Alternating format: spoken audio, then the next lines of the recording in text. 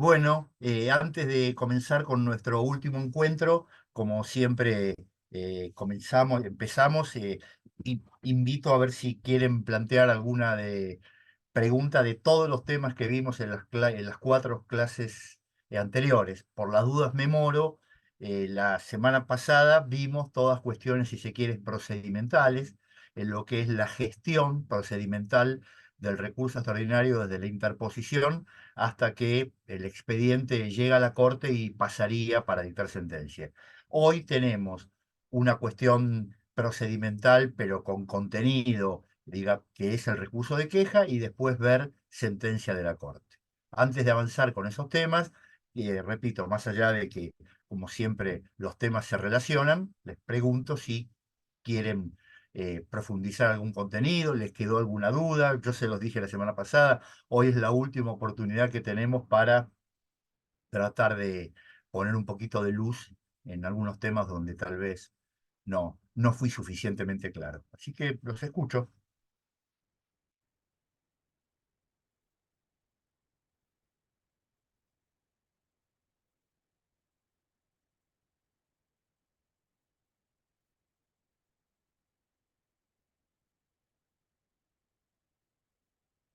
Bueno, eh, comparto pantalla con el programa.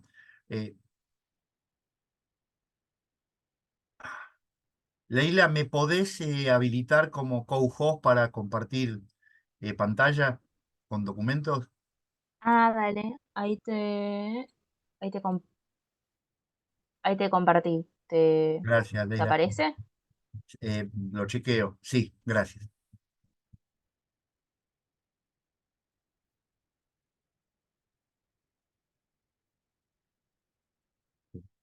Buscando un documento.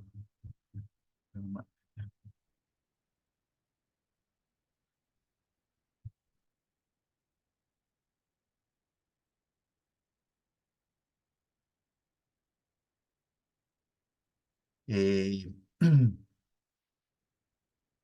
Tenemos unidad quinta, primer tramo, recurso de queja y todos los contenidos que vemos aquí. Presupuestos, plazo, interposición, recaudos, efectos, declaración de admisibilidad, la recalificación de la queja. Bien, comenzamos.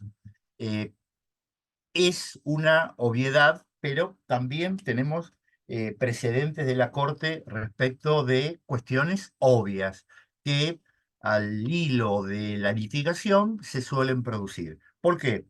Porque el recurso de queja está pensado como único remedio, repito, como único remedio cada vez que un tribunal de la causa, por el sistema que nosotros tenemos en materia de interposición de recursos, cuando este recurso es denegado por el tribunal ante el cual se promovió el recurso. Tengan en cuenta que en nuestro sistema la sentencia de primera instancia se apela por ante la Cámara, pero se presenta el recurso en primera instancia. El recurso extraordinario, eh, salvo que se vaya por vía de salto de instancia, el recurso extraordinario se presenta, como dice el Código Procesal, ante el tribunal u órgano administrativo que dictó la sentencia que estamos recurriendo ante la Corte. Cuando este recurso, sea un recurso de apelación ante la Cámara o un recurso de apelación ante la Corte, es denegado, la única forma de impugnarlo no va a la revocatoria, no va a la nulidad, no va a una aclaratoria. La única forma, dentro de la estructura del código, de impugnar una decisión denegatoria, repito con el calificativo, denegatoria del recurso extraordinario, es solamente por vía de queja. Cuestión que también quedó claro el viernes pasado, se extiende a cuando queremos cuestionar la calificación de la modalidad por la cual ha sido concedido. O sea, no fue denegado, fue concedido, pero con un efecto suspensivo o devolutivo que nosotros, como abogados del Estado, consideramos que es equivocado. Esto pasó, por ejemplo, en el caso CEPIS, en el año 2016, cuando la Cámara Federal de La Plata, en materia de tarifas de gas, frente al recurso extraordinario promovido por el Estado Nacional y por Enargás, concedió el recurso con efecto devolutivo, o sea que se podía ejecutar la sentencia que declaraba la nulidad de las tarifas y le ordenaba al gobierno reintegrar lo cobrado. El Estado Nacional, muy bien, concurrió en queja a la Corte impugnando la calificación de haber sido concedido con efecto devolutivo, cuando en opinión del Estado Nacional tenía que haber sido concedido con efecto suspensivo. Pero insisto con esto que parece obvio. Tiene que haber, por eso yo insistí el viernes que viene, una resolución que deniegue el recurso extraordinario. Si presten atención inclusive a las palabras, si el recurso extraordinario no es denegado, sino que técnicamente se frustra por cuestiones de orden procesal, como vimos aquí, por ejemplo, sin firma de letrado habilitado para litigar ante la Corte, sin copias o porque se mandó desglosar porque venía sin firma, no hay técnicamente una resolución denegatoria. Hay una providencia o una resolución que, sobre la base de defectos procesales que tenía el escrito de interposición del extraordinario, ordenó desglosarlo. Bueno, la queja no es la vía para impugnar esa providencia o esa resolución. Si nos metimos en ese lodazal, la única forma de impugnar esa resolución de la Cámara es por vía de un nuevo recurso extraordinario contra esa decisión. Voy a compartir pantalla con un precedente de la Corte que recordó esta doctrina en oportunidad de una cuestión de falta de personería o de 120, por no haberse acompañado de las copias. Eh, Comparto pantalla con Automóviles Saavedra. Bien, ahora lo vamos a ver aquí, Automóviles Saavedra. Este es el precedente, 24 de febrero del 2016, Automóviles Saavedra. La Corte dijo que el tribunal, la Corte, ha decidido recientemente en un asunto que guarda sustancial analogía con el debatido en la causa, que como resulta del artículo 285 del Código Procesal, la queja en él contemplada constituye un medio de impugnación solo de decisiones que deniegan recursos deducidos por ante esta Corte. No es idóneo, pues, para cuestionar otras decisiones, aun cuando se relacionen con el trámite de aquellos recursos. Tales asuntos, se agregó, de suscitar agravios de carácter federal, deben ser articulados en la forma prevista en el artículo 257, un nuevo recurso, que con tal comprensión, frente a la ausencia de toda decisión denegatoria, expresa o implícita del recurso extraordinario, la presente queja es inadmisible por no configurar la vía procesalmente apta para obtener la revisión del pronunciamiento impugnado que, al hacer efectivo el apercibimiento previsto en el 120, tuvo por no presentado el escrito que promovía la instancia del artículo 14 de la ley 48. Clarísimo.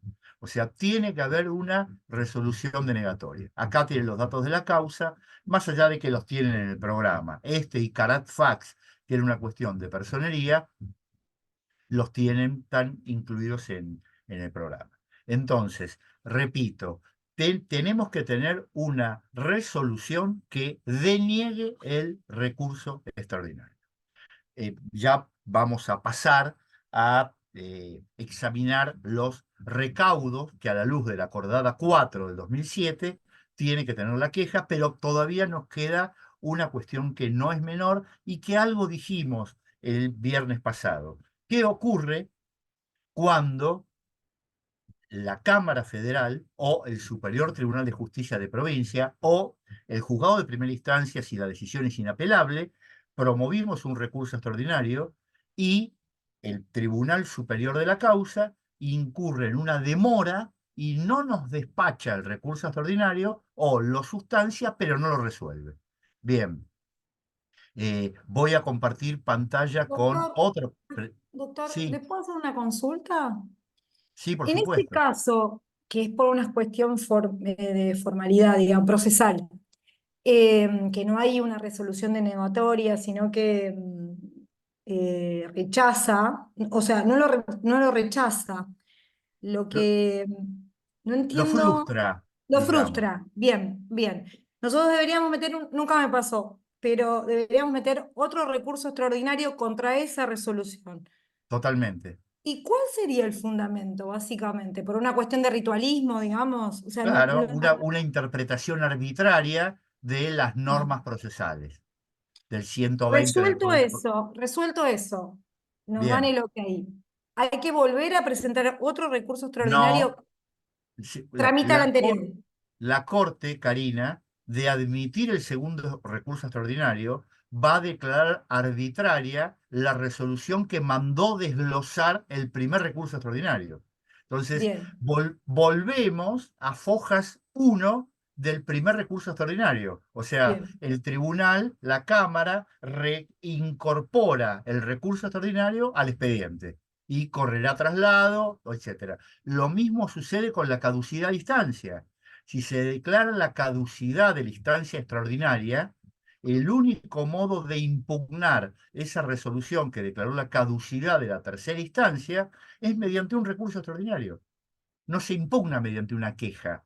La queja es técnicamente está acotada a resolución denegatoria del extraordinario o concesión con calificación errónea del recurso.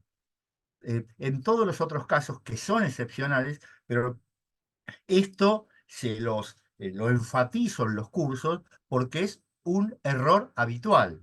Planteo otra situación que tiene un punto de contacto con esto, aunque eh, no, lo tiene el punto de contacto, pero se da sobre todo para causas que vienen de tribunales de provincia o, si se quiere, causas que tramitan en Capital Federal. Supongamos que apelamos una sentencia de primera instancia. Por ejemplo, yo qué sé, una de resolución dictada durante el trámite de ejecución de sentencia en una causa laboral en que es parte el Banco Nación o el acceso a la FIP. El juez de primera instancia, por el artículo 109 de la ley de orgánica laboral, declara inadmisible el recurso de apelación. Vamos en queja a la Cámara. La Cámara coincide con el juez de primera instancia y desestima la queja. Ahora viene la pregunta. Contra la resolución que desestimó la queja, consideramos arbitrariamente. ¿Cómo se le impugna ante la Corte? ¿Mediante otra queja? No. La queja ante la Corte presupone un recurso extraordinario denegado. Entonces, contra la resolución de la Cámara que desestimó la queja, tenemos que interponer un extraordinario federal y, si deniegan al extraordinario federal, ir en queja a la Corte. O sea, la queja presupone una resolución denegatoria y, a su vez, una resolución denegatoria presupone un recurso extraordinario. O sea, la queja tiene un presupuesto implícito pero inequívoco, que es que primero se haya interpuesto un recurso extraordinario. Si no, nos estamos quejando de qué denegación. Bueno, de la denegación del recurso extraordinario. ¿Está? Bien. Yo había planteado, antes de la intervención de Karina, la situación. No nos resuelve, la Cámara Federal no nos resuelve la queja, o ni siquiera corre traslado de la queja.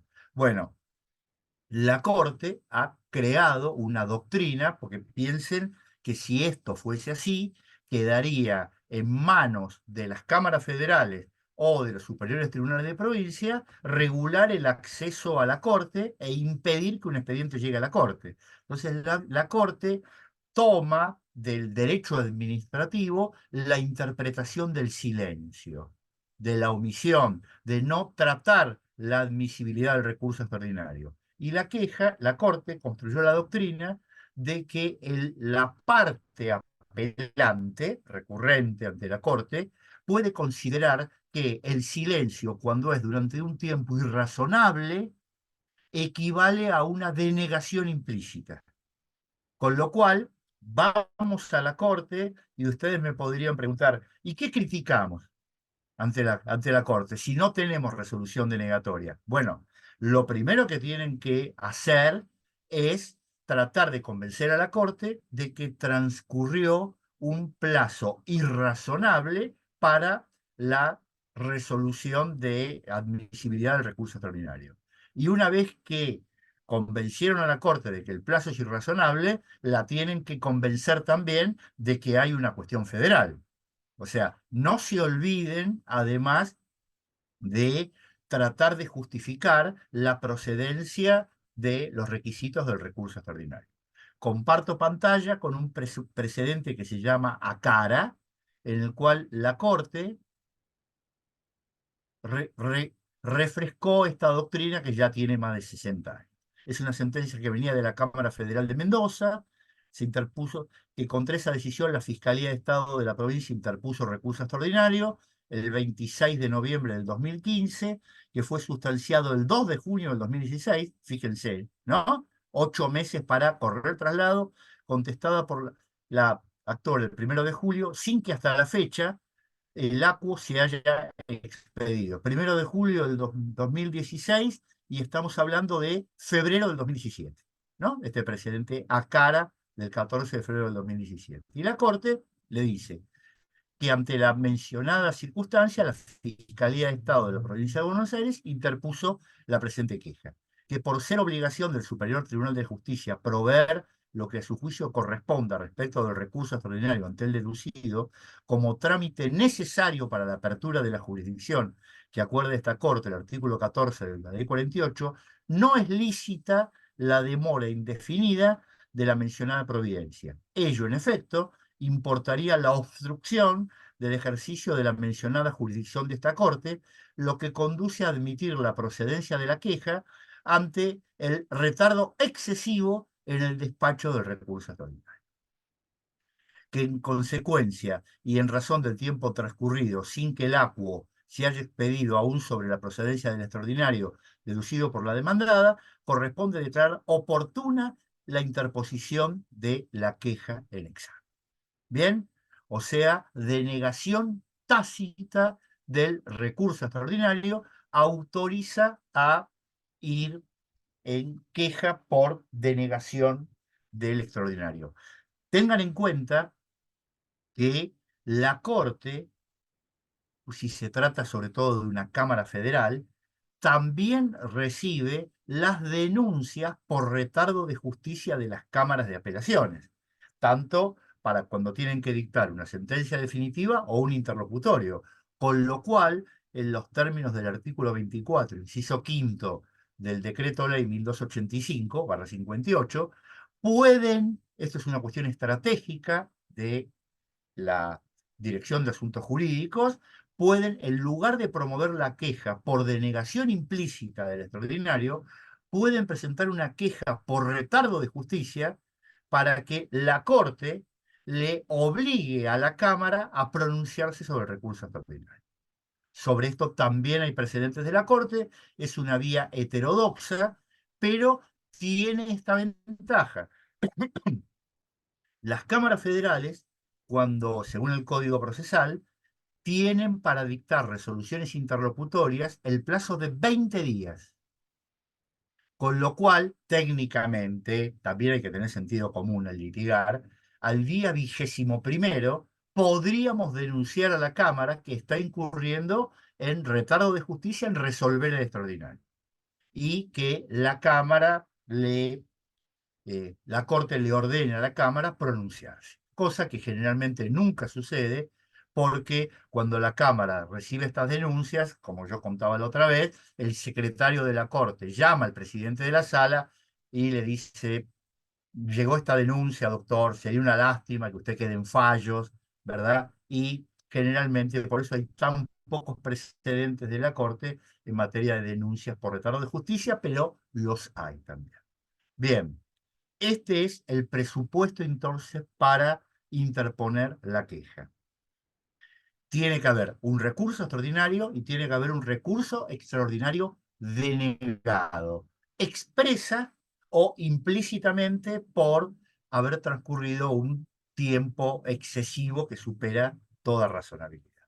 Bien, plazo para interponer la queja, 5 días hábiles en la capital federal, que es en la sede de la Corte. No importa lo que ocurre en Tucumán, Salta, Ushuaia, Posadas. Los días se cuentan en Buenos Aires. Y estas cosas que tenemos en la Argentina, a pesar de que la presentación es digital, hay una ampliación en razón de la distancia, que hoy carece de todo fundamento, como también carece de todo fundamento el plazo de gracia de las 2 primeras horas, pero es derecho vigente que no ha sido derogado. ¿Está? Con lo cual, tenemos una acordada de la Corte que regula la ampliación en razón de la distancia y precisa los días de cada tribunal. Tenemos ese plazo extra cuando la causa proviene de una sede que supera los 200 kilómetros de la capital federal. Consultan la acordada y ahí tienen los días para interponer recurso extraordinario. Por supuesto, también está el plazo de gracia de las 2 primeras horas del día siguiente al que feneció el plazo, que lo podemos utilizar hasta las 9:30.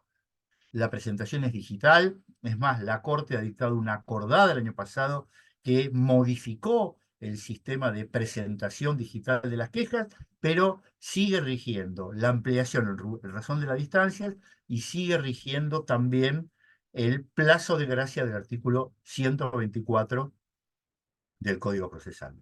Ahora, la pregunta, la queja, el escrito de interposición de la queja, ¿tiene una carga semejante a la del recurso extraordinario? La respuesta, voy a compartir pantalla con la acordada 4, la respuesta es claramente no. El reglamento aprobado por la acordada 4 le da un contenido distinto a la queja. Comparto pantalla y el artículo 4 dice lo siguiente. El recurso de queja por denegación del recurso extraordinario federal deberá interponerse mediante un escrito de extensión no mayor de 10 páginas y de 26 renglones y con letra de tamaño claramente legible. Vemos que aquí, a diferencia del extraordinario, no tenemos 40 páginas, sino que tenemos son 10. Pregunto, sencilla la respuesta. ¿Por qué tenemos 40 páginas para el extraordinario y por qué la Corte nos topea en la cuarta parte el contenido de la queja? Piensen, por más que no hayan litigado ante la Corte, lo que ocurre cuando ustedes apelan una sentencia de primera instancia y el juzgado les deniega la apelación, por ejemplo, porque no da el monto del 242. Ustedes se van en queja. Bueno, trasladen la carga argumentativa de la queja ante la Cámara a la carga argumentativa de la queja ante la Corte. Y allí encontrarán la razón por la cual no tenemos 40 páginas, sino tenemos 10. ¿Alguno de ustedes quiso participar?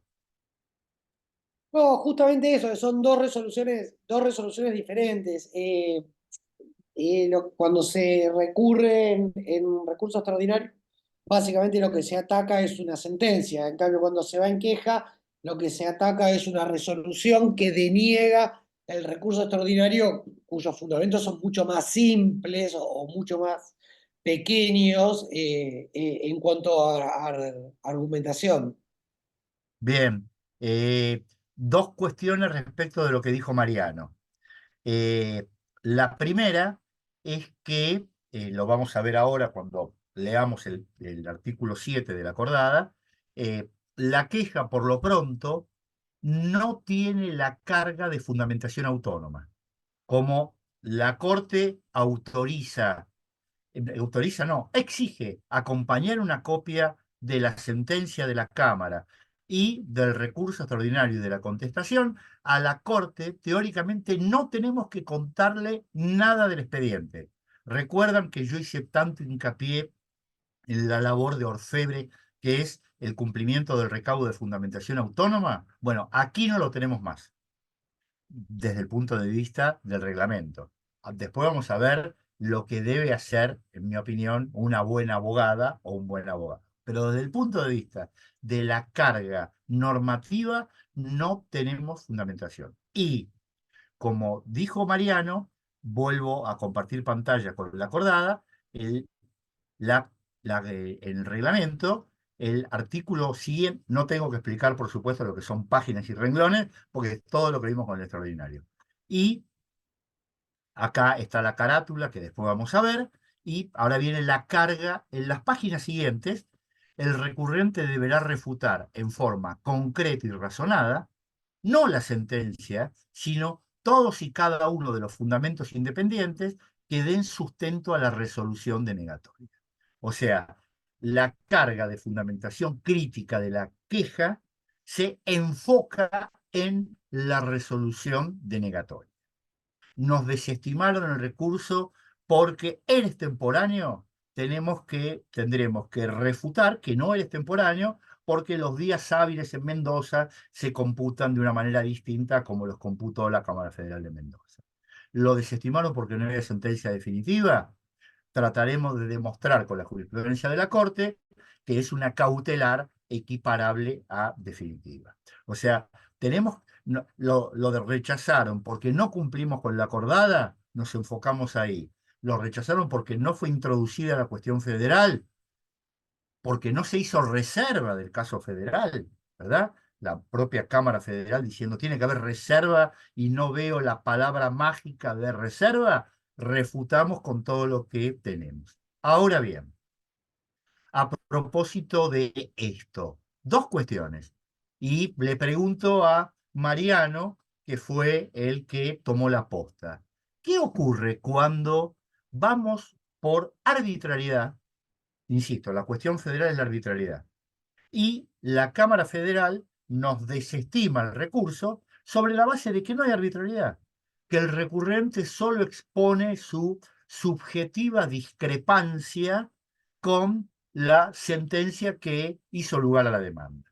O no demuestra que la sentencia esté fundada solo en la voluntad de los jueces o tenga un error inconcebible. Y ahora viene la pregunta, ¿cómo refuto este argumento? No, a mí básicamente, o sea, brevemente lo que tengo que es un resumen de lo que yo considero que es arbitrario, sustentándolo, por ejemplo, no sé, en Rey con Rocha y estableciendo los puntos de arbitrariedad muy sucintamente. Porque si no, tengo que obligar a la Corte a leer toda la sentencia, más allá de que me la pidan, la sentencia de Cámara. Entonces, un mínimo recaudo de autosustentabilidad en cuanto a los argumentos, en cuanto a la arbitrariedad, tiene que existir. Para mí yo por lo menos lo pongo en los recursos de queja. Bien, Ayer me acordé de usted, entonces, ¿qué?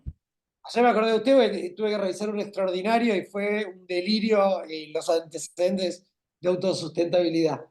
Pero Bien, bueno, es muy pesado. sí, Espero que algún día te acuerdes en algo que no tenga, que sea un poquito más alegre. no, me acuerdo de Bien. una frase que es: hágase saber al letrado que ya está procurando ante la Corte Suprema de Justicia. Ah, por supuesto. Bien, Pero lo dejamos para otro momento, es una anécdota que no puede dejar de contarla usted, doctor, en este curso. bueno, bien. Lo que quiero subrayar, la respuesta de Mariano fue correcta, pero cuando nos deniegan el recurso por arbitrariedad, necesariamente tenemos que volver a refutar la sentencia de la Cámara, porque ¿cómo demostramos que la denegación del recurso extraordinario es incorrecta? Demostrando que la sentencia era arbitraria, con lo cual todo lo que desarrollamos durante 20 o 25 páginas en el recurso extraordinario, la fundamentación crítica, la tenemos que condensar en estas 10 páginas que tenemos para el recurso extraordinario. Pero, repito, si la denegación es por arbitrariedad, necesariamente vamos a tener que retomar argumentos del recurso extraordinario para demostrar, esta es una frase hecha que no está mal, que la Cámara incurrió en una nueva arbitrariedad al denegar el recurso extraordinario. ¿Está? Pero cuando lo deniegan por arbitrariedad, sí tenemos que volver a sumergirnos en las cuestiones que sostuvieron la arbitrariedad en su momento. Está claro que con sombrear, copiar y pegar, lo podemos hacer, pero tengan en cuenta que tenemos 10 páginas. Ahora bien, eh, vuelvo al reglamento, porque el reglamento tiene también una expresión que recuerda una jurisprudencia de la Corte. Comparto pantalla, dice así: el escrito tendrá esa única finalidad y no podrán introducirse en él cuestiones que no hayan sido planteadas en el recurso extraordinario. Lo que está diciendo la Corte es: no me traigas ahora cuestiones federales que no planteaste en el recurso extraordinario. O sea, la queja no es una oportunidad para subsanar omisiones o cuestiones que fueron deliberadamente sustraídas por el recurrente cuando no las incorporó en el extraordinario.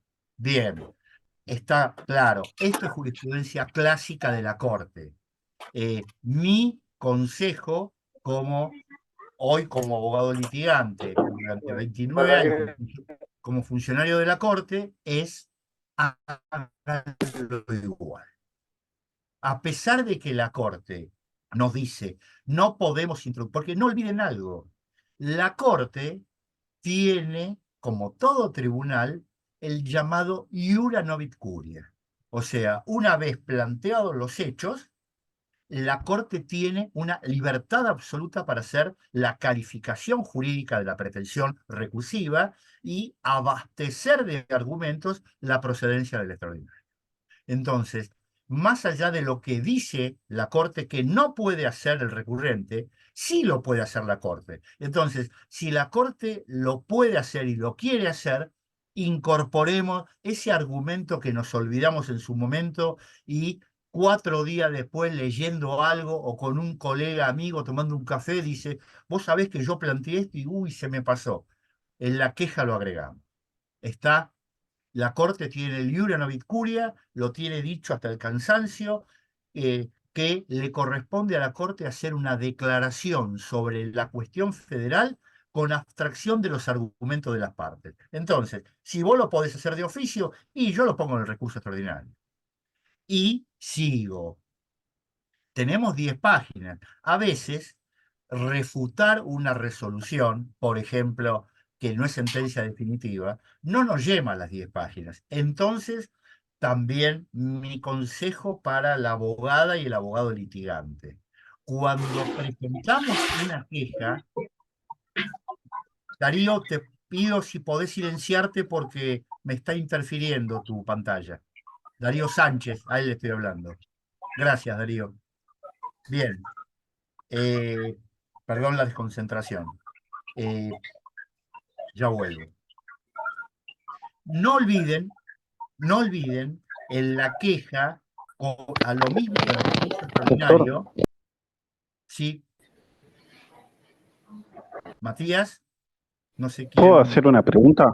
Sí, por supuesto. Sí, soy yo. ¿Le puedo hacer una pregunta? Sí, te Usted escuchamos, dice Matías. que podríamos incorporar un argumento olvidado al momento de interponer el RETS en la queja. ¿No Sí. le estaríamos dando a la Corte el principal argumento de que no estamos cumpliendo la acordada para rechazarnos en esta nueva oportunidad? Es una buena observación. La Corte, de actuar, digamos, dentro de sus cauces, nos tendría que rechazar el argumento, pero no rechazar la queja.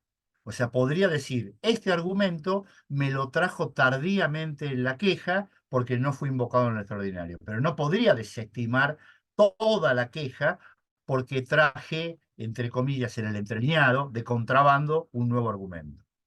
De hecho, hay precedentes de la Corte, en la época en que no estaba la acordada, donde la Corte desestima este argumento porque recién fue traído en la queja. Esta es la jurisprudencia clásica de la Corte, pero solamente habilita a la Corte a rechazar este argumento.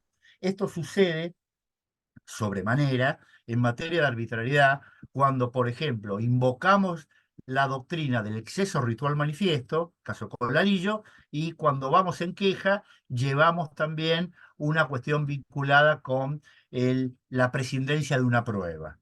Y la Corte dice, no, vos en el extraordinario me invocaste nada más exceso ritual manifiesto. Ahora no me traigas que se valoró arbitrariamente la pericial de un ingeniero.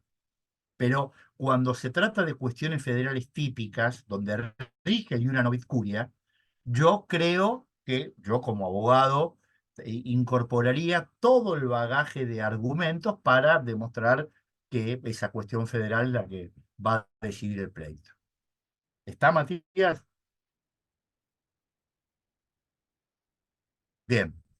Eh, Antes de la participación de Matías, lo que quería decir es, en la queja, a pesar de que no está en el artículo que acabamos de leer, el artículo 6, nunca dejen de señalar la trascendencia del caso. O sea, así como yo sugerí y vimos en el escrito la importancia que tiene el caso y cuál es la cuestión federal, en la queja no dejen en el primer capítulo o el último capítulo, una vez que por supuesto dejando en claro que tenemos que refutar, de subrayar la trascendencia del caso. Tengamos en cuenta que hay que saber, hay que conocer el recurso extraordinario, hay que saber escribir también. Pero a la Corte las muestras de erudición constitucional y la cuestión vinculada con la elegancia literaria, podemos tener un recurso extraordinario escrito, entre comillas, por Alberto Bianchi y redactado por, no sé, un autor argentino irreprochable en materia de literatura, que si la Corte no le interesa el caso, no lo va a tomar. Nosotros tenemos que venderle a la Corte que le estamos llevando un caso que le tiene que interesar e incorporar a su agenda. ¿Está? Conocimientos del derecho sí, la erudición no define y tampoco los esteticismos literarios. Seducir a la corte con que nuestro caso le lleva un problema de interés para la sociedad y de interés para la Corte y que lo tienen que resolver. ¿Está? Y por eso tenemos que aprovechar, si nos queda alguna página, no peguemos más precedentes de fallos que todos conocemos y llenemos las 10 páginas con precedentes que están de más. No, aprovechemos y volvamos sobre la trascendencia del caso. ¿Y por qué la Corte, esta cuestión aparentemente menor, es tan importante? ¿Está? Bien. Este, por supuesto, es un requisito que no está en la acordada. La acordada, como habíamos adelantado antes, en el artículo 7 dice las copias que hay que acompañar. El escrito de interposición de la queja deberá estar acompañado por copias simples de la decisión impugnada mediante el recurso, el escrito de interposición del recurso, el escrito de contestación, si lo hubiere, y la resolución denegatoria del recurso extraordinario. O sea, la Corte tiene que, en la queja tiene que estar todo el material. Este material, hoy en día, para causas que tramitan ante la justicia federal, sería innecesario porque la Corte ya tiene todo esto en el expediente informático. Pero la Corte no cambió la acordada todavía, así que armamos el cuadernillo que subimos digitalmente a la Corte, acompañando estas 4 copias. Y si no hay alguna de ellas, le decimos a la Corte, no hubo contestación de demanda o no hubo resolución denegatoria porque vengo por queja por demora tardía. Acá dice el escrito de interposición y la Corte se olvidó de algo. Y la carátula.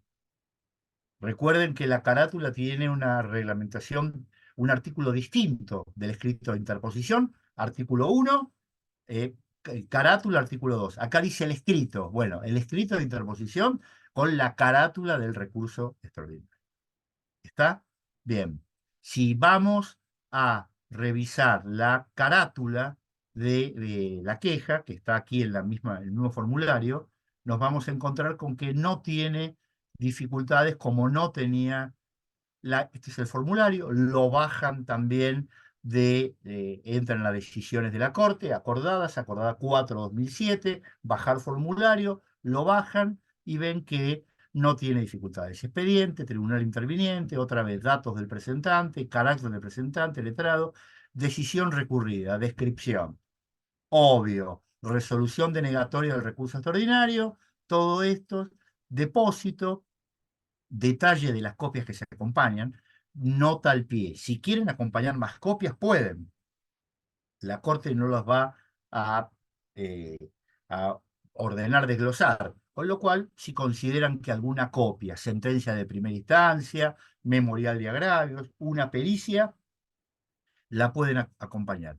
Expongan qué decisión pretende de la Corte Suprema. Y aquí ponemos, se declare admisible la queja, procedente el recurso extraordinario, se revoque la sentencia apelada y después, inteligente, le copiamos la decisión que habíamos puesto en la carátula del recurso extraordinario, que en definitiva es lo que estamos pretendiendo con la queja, porque la queja lo que pide es que se declare admisible el recurso extraordinario que fue denegado. Y después, la declaración que pedimos de la Corte es exactamente la misma y la firma es digital, por supuesto, subiéndolo desde el usuario digital habilitado.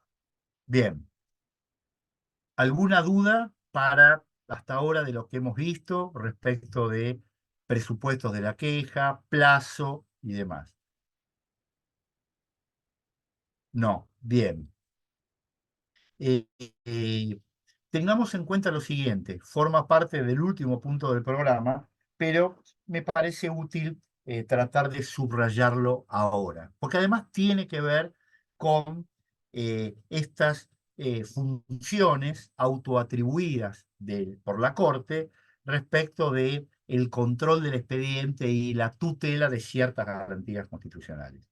La Corte, cuando llega una queja, repito, por denegación del recurso extraordinario, eh, la Corte, cuando considera que la queja está floja de papeles, por ejemplo, porque se promovió contra una sentencia que no fue dictada por el Superior Tribunal de la Causa, la Corte se ha reservado la facultad de, como dije antes, y una novicuria, recalificar la queja como otra clase de presentación que habilitaría la intervención de la Corte. Dejo la abstracción, vamos a un caso como siempre. Una agrupación política partidaria de San Luis, opositora en su momento de Rodríguez A, imaginarán, tenían grandes dificultades para litigar en la provincia de San Luis y obtener el reconocimiento de candidaturas que le permitieran ir a una elección con los Rodríguez A. La cuestión es que no llegaba a tiempo porque el Tribunal Electoral no le habilitaba las candidaturas. Finalmente, jugando con el cronograma electoral, el Tribunal Electoral no le habilita las candidaturas a esta agrupación opositora, casualmente de quien hoy es gobernador de San Luis, el ingeniero Poggi. Bien, la cuestión es que, ¿qué hizo el abogado? Digo, a propósito de lo que es, digamos, la lucidez del abogado, ¿no? Por supuesto, conocía a Di Masio, se fue a la Corte de Provincia por vía del recurso extraordinario local, sabiendo que no iba a tener ninguna suerte en provincia. Pero como le denegaron el extraordinario, o sea, planteó el recurso local ante la Corte Provincial y también planteó un recurso extraordinario federal contra la sentencia de la Cámara electoral de San Luis. Sabía que se lo iban a denegar por Di Masio, se lo denegaron por Di Masio y, a pesar de que conocía a Di Masio, se va a la Corte Suprema por queja. Una queja que era claramente inadmisible porque la sentencia había sido dictada no por el Superior Tribunal de San Luis, sino por una Cámara Departamental. Y la Corte, en este precedente Alianza Avanzar, que ahora estoy buscando, comparto pantalla con Alianza Avanzar,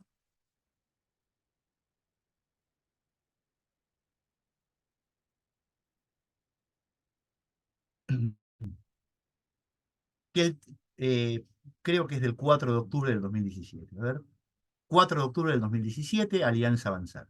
La Corte repito, sabiendo que la decisión era de una Cámara electoral, dijo que el tenor de los agravios expresados por el apelante en el recurso de queja permite concluir que su presentación no solo constituye un intento de habilitar la instancia extraordinaria, sino también una denuncia por retardo de justicia. O sea, la Corte, Iure Novit Curia, recalifica a la queja por denegación de extraordinario, además, por eso dicen, una denuncia por retardo de justicia.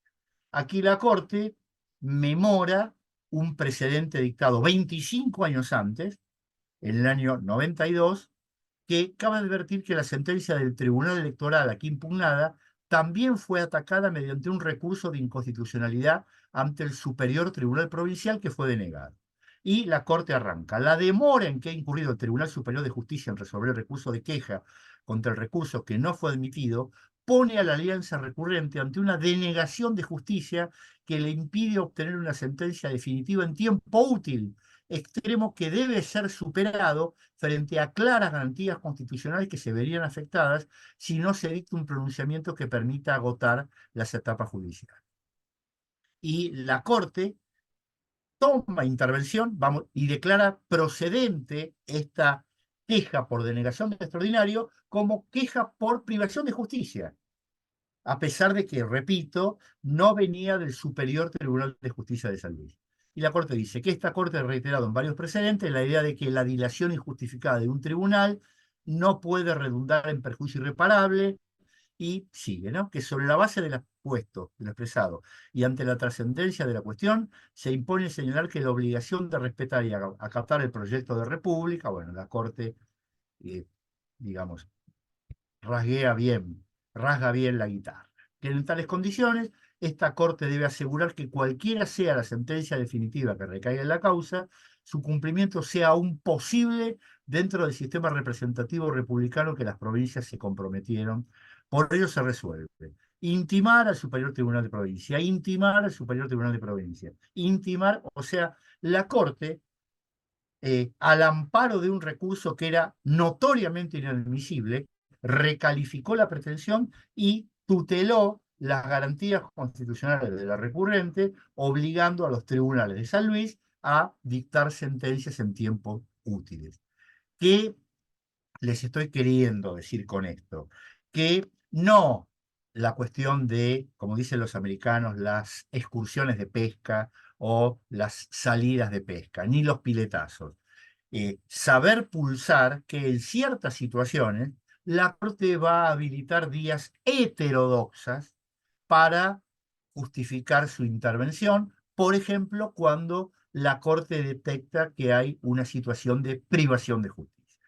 Entonces, ustedes están en este escenario que saben que no está cumplido determinado recaudo, por ejemplo, el del Superior Tribunal de la Causa, pero podrían promoverlo aún sin esperanzas de un resultado en la vía intentada, pero tal vez la Corte, si le interesa la cuestión, siempre acá la clave de Bóveda está en que a la Corte le interese el asunto.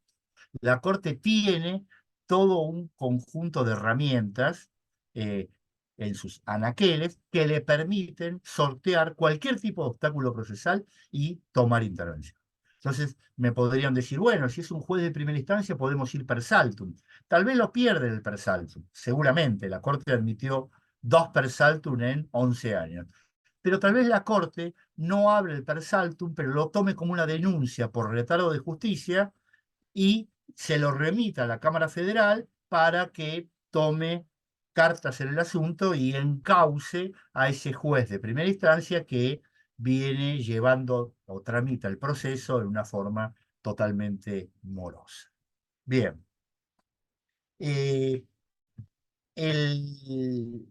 La queja tiene una carga económica que la Corte ya declaró constitucional hace 70 años, es un tema que no se discute, la constitucionalidad del depósito. Ustedes como abogados del Estado saben que lo que tienen que adjuntar con la queja es la previsión presupuestaria. Y que si la previsión presupuestaria no es adjuntada en tiempo oportuno, van a tener que pagar el depósito.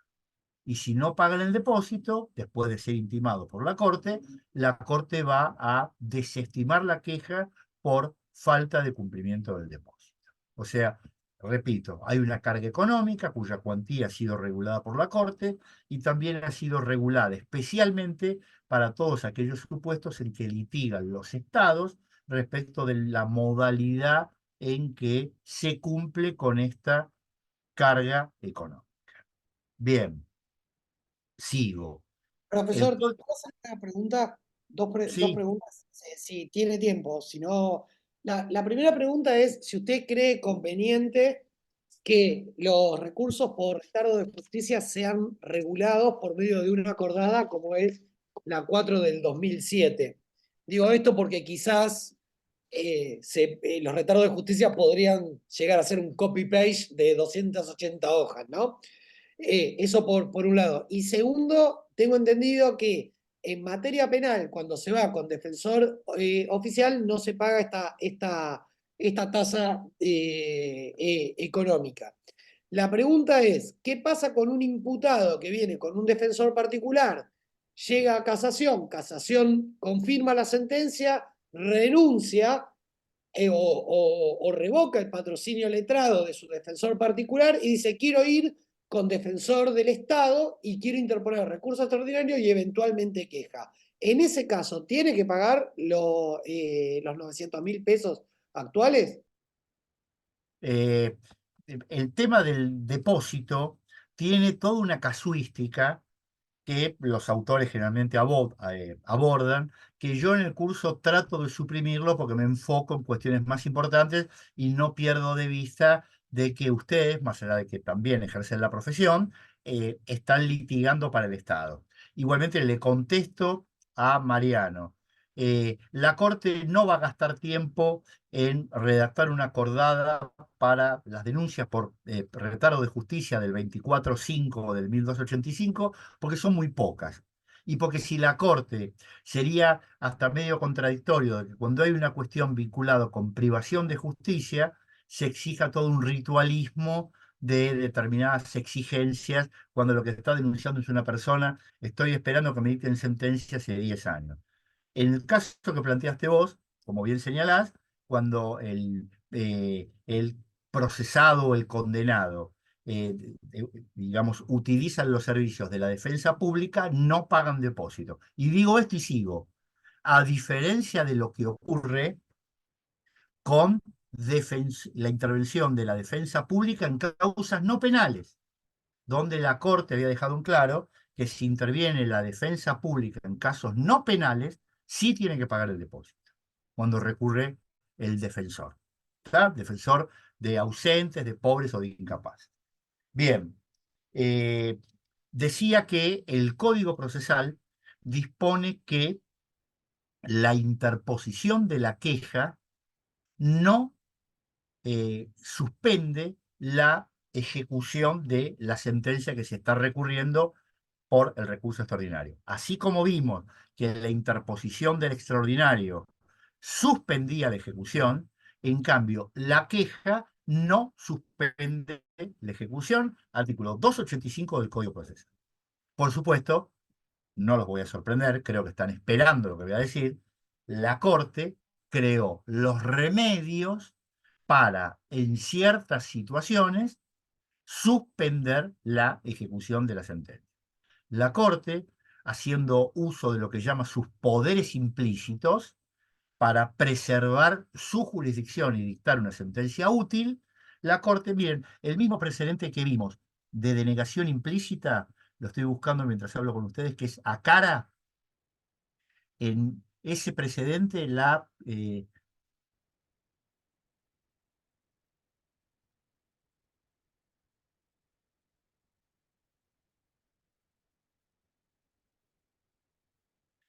propia Corte hizo uso de esta atribución, que en la jerga de la Corte se llama hogallar, donde la Corte declara admisible la queja y suspende la ejecución de la sentencia. La Corte, vuelvo a Cara, vimos la parte de la denegación tácita, que asimismo, atento a lo solicitado por la recurrente y a que los argumentos aducidos en el recurso extraordinario y mantenidos en esta presentación directa pueden, prima facie, involucrar cuestiones de orden federal, debe declararse admisible la queja y decretarse la suspensión del curso del proceso sin que esto implique pronunciamiento alguno sobre el fondo. De hecho, a veces la Corte aplica el 280 o desestima la queja. Pero mientras, lo que la Corte quiere es conservar el litigio y evitar que se consume una determinada situación y hasta puede llegar a convertir en abstracta la cuestión. Entonces la Corte,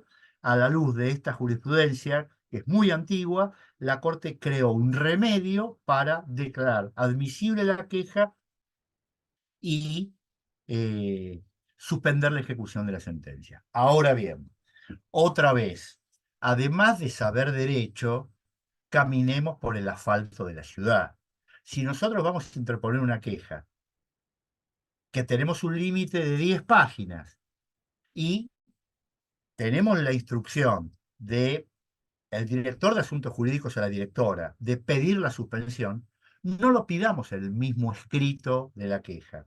Presentamos la queja hoy, 3 de mayo, con las 10 páginas perfectas, numeradas y con los renglones, y el lunes 6 presentamos un escrito, se ordene suspensión del proceso. Con lo cual no consumimos páginas de la queja y de paso aprovechamos ese escrito donde le pedimos a la Corte que suspenda que declare admisible el recurso en los términos del precedente que quieran, yo les traje este de acá, y de paso esta presentación nos permite argumentar otra vez la trascendencia del caso, la importancia, su impacto y demás. O sea, tenemos todo un conjunto de presentaciones que podemos hacer ante la Corte, que la Corte tiene un despacho que no dice nada que la Corte provee. Agréguese la presentación que se efectúa y se tiene presente para su consideración del tribunal si hubiere lugar. Nada. ¿No? Hasta sería preferible que directamente ni se le ponga nada, pero la Corte provee eso. Y lo mismo, tenemos una prueba. Ya sabemos que no podemos ofrecer prueba en extraordinario. Se ordene para mejor proveer. Y le pedimos eso a la Corte, se ordene para mejor proveer. La Corte, lo sabemos, no tiene el expediente, tiene nada más que el cuadernillo de la queja, y sabemos que la Corte no va a dictar sentencia sobre el fondo si primero no pide los autos principales. Si nosotros vemos la circulación del expediente y vemos que la Corte no pide los autos principales, nicho o tierra. Está claro de que vamos a una desestimación de acá a Hanoi. Entonces, ¿qué es otra presentación que podemos hacer? Le pedimos a la Corte, excelentísima Corte, insta procedimiento, mentira, porque está estudio, no estamos nada, pero le pedimos a la Corte se soliciten los autos principales. Y volvemos a argumentar en favor de la procedencia del recurso extraordinario a propósito de que le estamos pidiendo que pidan el expediente, por ejemplo, porque están ejecutando la sentencia. ¿Está? O sea, siempre tenemos estas presentaciones ulteriores, hagámoslo después. No gastemos ni un cuarto de las 10 páginas de interposición de la queja. ¿Está? Bien. Una vez que después el expediente, digamos, tramita igual que un extraordinario. Si la Corte no pide el expediente, como dije, va a la desestimación. Si la Corte pide el expediente, es de aplicación todo aquello que vimos la semana pasada. O sea, la Corte primero lo va a mandar al procurador, si no es un tema de arbitrariedad y es una cuestión de cuestiones constitucionales típicas, y después puede pedir la intervención de los amicus curiae, puede convocar audiencia pública, pero para que se haga todo eso, primero tiene que pedir los autos principales. ¿Está? Salvo que el recurso, como dijimos la semana pasada, haya sido concedido en cuanto a la cuestión federal típica y denegado en cuanto a arbitrariedad. Entonces nosotros fuimos en queja por arbitrariedad y por supuesto la Corte no pide el expediente porque ya tiene el expediente por la concesión que hizo la Cámara Federal y seguramente difuminar. En términos generales, esto es el régimen de la queja. La Corte también tiene precedentes donde, lo busco mientras hablo con ustedes, la Corte en su propia instancia ha dispuesto medidas cautelares. O sea, teóricamente, las medidas cautelares se ordenan en primera instancia. Bueno, en el marco de la interposición de un recurso extraordinario, la Corte, entre comillas, habilitó su competencia extraordinaria, en realidad originaria, porque ordenó una medida cautelar. Comparto pantalla con el precedente, lo cual lo hizo, es esta causa. Alsina Marco Adolfo del 2006. Leamos que la recurrente denuncia, era un tema vinculado, un tema muy sensible para la Corte, que fue el tema de las hipotecas, la dolarización y la especificación y todo el caos que hubo a partir de fines del 2001. La recurrente denuncia la existencia de un cartel de venta en el inmueble objeto de la subasta anulada en autos, decisión que se controvierte en esta instancia y solicita otra vez un abogado lúcido, un abogado inteligente. A la Corte hay que pedirle, porque si no, de oficio no lo va a hacer. Y solicita que se ordene como medida cautelar que hubiese hecho un abogado clásico. Lo pide en primera instancia.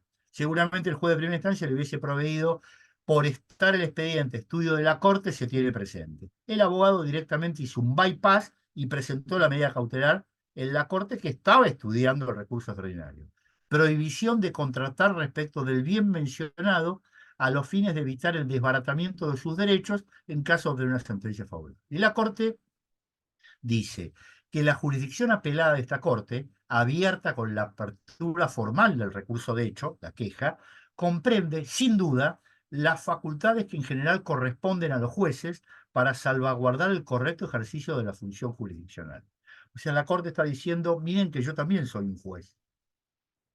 No obsta esta conclusión el hecho de que la Ley 48, al reglamentar los alcances de esa jurisdicción, no haya facultado expresamente esta Corte a adoptar medidas como la solicitada. Esa facultad, como la de otorgar en casos muy especiales efecto suspensivo al recurso de queja, fluye de los poderes implícitos que corresponden al tribunal para evitar que la oportuna protección jurisdiccional de un derecho se torne ilusoria durante la tramitación de un recurso pendiente ante aquel, asegurando así la eficacia de la actividad jurisdiccional en cuanto se refiere a la protección de los derechos y garantías consagrados por la Constitución. Que atento a la documentación y manifestación del adquirente, de acuerdo al 204 del Código, corresponde ordenar, por ser más idóneo, la anotación de la litis y dicta la cautelar. O sea, la Corte, digamos, la norma es la queja no tiene efecto suspensivo. La Corte creó una primera heterodoxia que es yo puedo darle efecto suspensivo. Y si se quiere, profundizó esta heterodoxia, es decir, e inclusive puedo dar una cautelar respecto del objeto procesal de fondo, que es el que yo tengo para estudiar. Esto, insisto, para que vean la omnipotencia de la Corte Suprema respecto de ciertas decisiones que ha de tomar para preservar su jurisdicción. ¿Está? Bien. No sé si tienen alguna pregunta, si no, vamos ya a pasar. Perdón, Sí, Matías, te escuchamos. esto lo podría hacer también con el caso de Cecilia Goyeneche, de la fiscal, Eh, que le abrieron, digamos, le abrieron el recurso, el extraordinario, a ella la habían destituido hace poco tiempo, digamos, en Entre Ríos. Ella era fiscal anticorrupción y la destituyeron arbitrariamente. Entonces, sí, bueno, ahora llegó la, el recurso del extraordinario, le abrieron la instancia, digo, también le podrían reponer en el cargo, digo, con la sí, misma invisibilidad del recurso. no sé, el tema es un poco, todos conocen de lo que habló Matías, es una fiscal de Entre Ríos que creo que era fiscal, que fue destituida, creo que por incumplimiento de los deberes de funcionario público, pero no sé cómo funciona el sistema en Entre Ríos, porque lo que la Corte puede hacer es suspender la ejecución, pero si ya había sido removida porque la sentencia del jurado de enjuiciamiento se ejecutó inmediatamente, ya carecía de efecto suspensivo el recurso de inconstitucionalidad que dedujo el Entre Ríos por ante el Superior Tribunal. Así que para poder contestarte, tendría que conocer el expediente o conocer la ley entrerriana.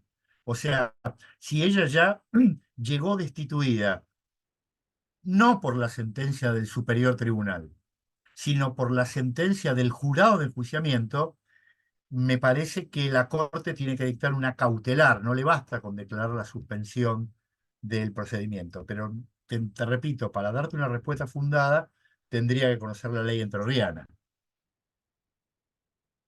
Está bien, hasta tanto no sé si la habían removido con el con el No jurado lo de sé, enjuiciamiento, digamos, y no, no, no, hasta lo que pude leer, digamos. no conozco en detalle el caso. Bien, ¿alguna otra pregunta? Me voy a fijar si estoy chequeando Sí, si quedó algún. Sí, yo. escuchamos. Supongamos que estamos en la queja en un proceso donde ya se tramitó una cautelar y hubo dos prórrogas y después ya se denegaron porque, bueno, se excedió en el plazo ya de lo que sería una una medida interina y demás. El abogado que quiere pedir una nueva cautelar en el expediente de la queja a la Corte, ¿lo puede hacer? ¿Y qué plazo tiene? eh, Poder lo puede hacer. La Corte le puede contestar con una visión ortodoxa, diciéndole, lo tenés que pedir en primera instancia. O lo, la Corte tiene el precedente, que acabamos de ver, donde ha dado cautelares en su propia instancia. Esta es una cuestión que tiene que sopesar el propio abogado respecto de qué va a hacer. Es más, hasta podría hacerlo los dos lugares siempre con noticia del otro tribunal, ¿no? Diciéndole al juez de no acceder a este pedido, voy a ir a la Corte. Lo que ocurre es que si el juez le deniega la cautelar, la tiene que apelar ante la Cámara. O sea, tenemos que cumplir todo esto. Y plazo no tiene. Lo que ocurre es que se le cayó el efecto de la cautelar, con lo cual el plazo lo fija la urgencia de la situación. ¿Está? Bien. Bueno, vamos a ver ahora el último punto del programa, que son las sentencias de la Corte Suprema, que es las sentencias clásicas, las sentencias heterodoxas, litigios estructurales, en fin, todo esto que está aquí en el último punto del programa. Bien, una cuestión elemental que todos conocemos, pero tengo que principiar por esto, porque si no, después se pierde a donde quiero llegar, que son las sentencias heterodoxas que viene dictando la Corte ya desde hace casi 20 años. En el sistema de litigación constitucional que hay en la Argentina y que tomamos del modelo americano, las sentencias que declaran una inconstitucionalidad o que interpretan una ley tienen efectos temporales y efectos subjetivos. Los efectos temporales se retrotraen al momento de la causación del agravio. Entonces, eh, en primera instancia se denegó el beneficio de pensión a la hija viuda de la persona, del beneficiario originario del haber. Si la Corte dicta sentencia y le reconoce el beneficio de pensión a la hija viuda, tiene efecto retroactivo. Además de la declaración, le van a tener que pagar todos los haberes devengados desde el momento, por ejemplo, en que formuló la petición o desde el momento, si no está prescripto, de los periodos anteriores. O sea, siempre hay una sentencia que lo que busca es reparar un derecho afectado. Si se declara la inconstitucionalidad de un tributo que fue pagado, el efecto connatural de esa sentencia es la repetición, la devolución de los importes pagados en base a una causa, un tributo, que fue declarado inconstitucional. Esto es absolutamente elemental y todos estamos familiarizados con que el sistema de control de constitucionalidad en la Argentina es reparador. Lo que busca es incentivar a las partes afectadas para que promuevan la tutela de sus derechos constitucionales y si lo lográs, mirá lo que te doy. Resuelvo tu caso según la Constitución y no según la ley y te reparo el agravio constitucional que vos tenés. Si se declara inconstitucional eh, el impuesto a las ganancias a un jubilado, García, lo que hacemos es le devolvemos todo aquello que la ANSES le retuvo en su momento a García.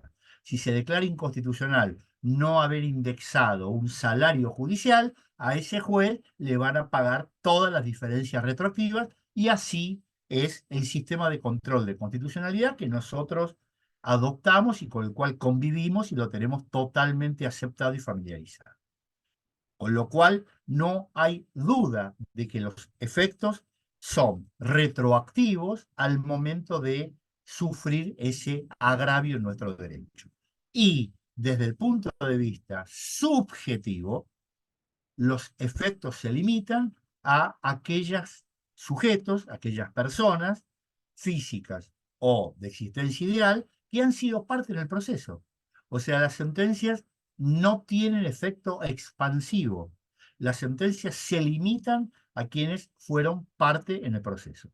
Sabemos, por supuesto, que este principio hoy tiene que compatibilizarse con el llamado proceso colectivo, donde a raíz de la Corte, tras Alavi leer en el artículo 43 de la Constitución que hay procesos colectivos, esto implica entonces que hay legitimados extraordinarios o legitimados anómalos que de tramitar un proceso colectivo, repito, de tramitar un proceso como colectivo, la sentencia va a beneficiar a todos los integrantes de la clase. Entonces, tenemos el juicio que ya lo mencioné varias veces, CEPIS, contra ENARSA y contra Estado Nacional. La Cámara Federal de La Plata, y la Corte confirma, declara la invalidez genética del régimen tarifario de gas establecido por el presidente Macri respecto de los usuarios residenciales. ¿Quiénes se benefician con esa sentencia? 6 millones de usuarios. Pero porque se tramitó como proceso colectivo. Si el proceso se tramita en la forma intersubjetiva adversarial clásica, los efectos se limitan al actor, aún de ser 40 actores, a los 40 actores y no más. ¿Está? Está claro esto que es una regla elemental en el control de constitucionalidad argentina. Efectos retroactivos y limitados a las partes del proceso. Inclusive también, y digo esto como una decoración, también la clase, en el marco de un proceso colectivo, no solamente puede ser activa, sino también puede ser pasiva. Lo que ocurre es que acá en la Argentina no hemos tenido procesos colectivos pasivos. O sea que no solamente se condene a esta compañía de seguro o a este banco que me está cobrando un seguro por una cuenta corriente que no puede, sino que además la sentencia se expanda a todos los bancos y a todas las compañías de seguros si se impugnara alguna cláusula vinculada con contrataciones masivas de compañías de seguros. Sepan, es un dato ilustrativo, por eso dije decorativo, que el proceso colectivo, aquí nosotros, digamos, pensamos en clave activa, pero también existe el proceso colectivo en clase pasiva, en el sentido de que la sentencia expansiva no solamente va a beneficiar a todo un conjunto de actores, sino que también puede perjudicar a todo un conjunto de demandados que están representados por este banco. Bien, punto y aparte, sigo. Las sentencias heterodoxas tienen lugar cuando fracturamos este principio de el efecto retroactivo de una sentencia y le damos efectos prospectivos, o sea, únicamente hacia el futuro. Esto, por un lado, y desde el punto de vista temporal, cuando sin ser un proceso colectivo, la sentencia tiene efectos que se proyectan o se expanden a sujetos que no han sido parte en el proceso. Estas son las sentencias que yo he calificado, tomando una palabra que utiliza mucha doctrina, de sentencias heterodoxas que salen, si se quiere, de las sentencias clásicas en materia de control de constitucionalidad.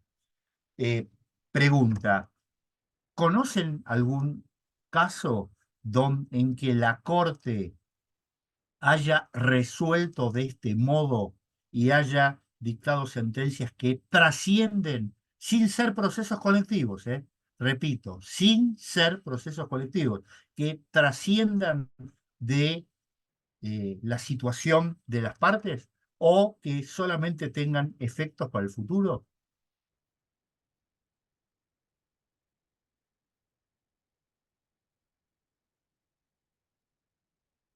Bien. La Corte, en su momento, tuvo que resolver la constitucionalidad del régimen de subrogaciones establecido por el Consejo de la Magistratura. El Consejo de la Magistratura, por allí por el año 2004, dictó un régimen en el cual subrogaban los secretarios de primera instancia. ¿Quién los nombraba? El propio Consejo de la Magistratura o las cámaras de apelación. O sea, subrogantes que no eran designados por el Ejecutivo, sin acuerdo del Senado y que inclusive no habían participado en concursos. De todos los requisitos que establece la Constitución para nombrar un juez, eran parejos, no tenían ninguno. La Corte, en un precedente Roxa, declara inconstitucional este reglamento sobre la base, no importa, esto es una cuestión constitucional, de lo que acabo de decir. Los subrogantes tienen que tener las mismas exigencias constitucionales o semejantes de los jueces titulares. No hay sentencias clase A y sentencias clase B para los justiciables. Con lo cual, la Corte declara la inconstitucionalidad y les pregunto, en el marco de un proceso penal, ¿cuál hubiese sido en el marco de un proceso cuando la parte plantea que el juez no tiene título, porque no tiene título constitucional, y la Corte efectivamente dice, vos, juez de instrucción que interviniste en la causa, no tenés título? ¿Cuál hubiese sido el efecto clásico de esa sentencia? Pregunto, en la idea de tratar de generar un diálogo. Retrotraer todo hacia atrás. Y sí, ¿y eso qué significa? Y bueno, sí, Una sentencia nula. sentencia nula. Todo lo actuado por ese juez es nulo, porque no tenía título. Ustedes que imagino que no hacen penal, el Código Procesal Penal, cuando regula las causales de nulidad en el proceso penal, uno de los supuestos de nulidad que contempla es la falta de título, cuando se cuestiona el título del juez interviniente. Con lo cual, lo que hubiese llevado a esa sentencia es a privar de validez todo lo actuado por, entre comillas, lo que era un magistrado de facto. La famosa doctrina de los funcionarios de facto que estudiamos en Derecho Administrativo. Le La interrumpo un Corte, segundo. Disculpe, perdón, doctor. Disculpe, doctor, con respecto a lo que dice, no sé si va también al caso, hay un fallo en la provincia de Chubut, fallo Aprais, que llegó hasta la Corte Suprema con respecto al plazo de duración de los procesos penales en el periodo de investigación, que en el Código Procesal de Chubut son de 6 meses. Y por y un la Corte lo homicidio declaró habían inconstitucional. dictado el sobreseimiento del imputado, porque había pasado el periodo de investigación. El caso ese llegó hasta la Corte y la Corte dictaminó que los plazos de prescripción están establecidos en el Código Penal, por lo que dictó nula, ordenó que se dicte la nulidad de esa sentencia y se inicie de nuevo el proceso. Bien, conocía el caso, José María, gracias por tu aporte. Lo que hay que decir respecto del caso que vos estás trayendo es que este fue un caso, si se quiere, ortodoxo, de nulidad del proceso penal. ¿Por qué? Porque la prescripción, según la Constitución argentina y según una práctica que viene desde la Ley 50, la Ley 49, la prescripción la regula el Congreso de la Nación. La prescripción de las acciones, Código Civil y Código Penal. No es cuestión de las leyes procesales locales. Chubut, bajo el ropaje de regular el plazo razonable que estableció la Corte en el caso Matei, dictó esta ley, que ya lo habían hecho, estas travesuras, ya lo habían hecho otras provincias. Y la Corte dijo, bajo el ropaje del plazo razonable me estás regulando un plazo heterodoxo de prescripción, superaste los límites de la Constitución, que te da la autonomía provincial, y interferiste en el Congreso, declaró inconstitucional la ley. Pero el caso que yo estoy planteando, de la designación del juez, a la luz del reglamento que era inconstitucional. La Corte, en ese momento, tengo que precisar un dato, había más de 250 jueces subrogantes. Dentro de los 850 jueces federales, 250 eran subrogantes al amparo de este mismo régimen que la Corte declaraba inconstitucional. Con lo cual la Corte advierte que su sentencia iba a llevar a todo un conjunto de planteo de nulidades que inclusive se iban a retrotraer a sentencias que habían pasado en autoridad de cosa juzgada, sentencias en casos de lesa humanidad o en casos de reconocer un beneficio previsional, un divorcio, una ausencia con presunción de fallecimiento, o sea, la inseguridad jurídica absoluta. Pasto para los abogados perdidosos en miles de causas que iban a plantear la nulidad de lo actuado. Entonces, ¿qué hace la Corte? Se adelanta a toda posible impugnación que colapse o traiga un estrépito en el foro federal y la Corte dice, paren las rotativas. Viejo sketch de Olmedo. Paren las rotativas, esto es inconstitucional, pero acá voy a regular los efectos temporales de la sentencia.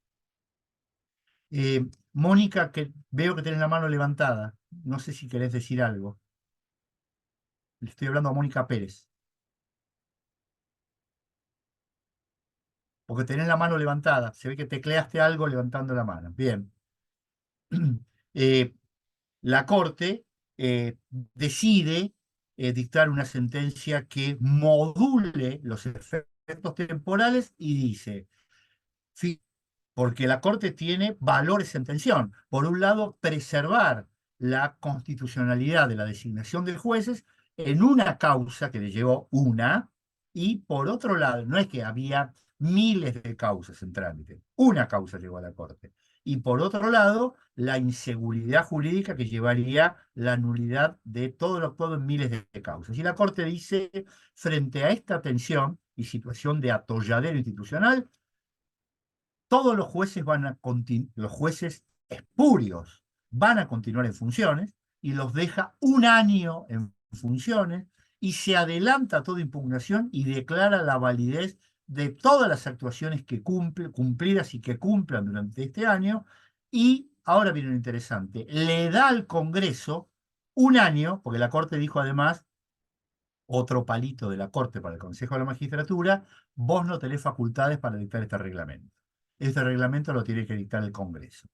Y le da al Congreso un año para que dicte una ley de subrogaciones que cumplan con las exigencias constitucionales que la Corte puntualizó.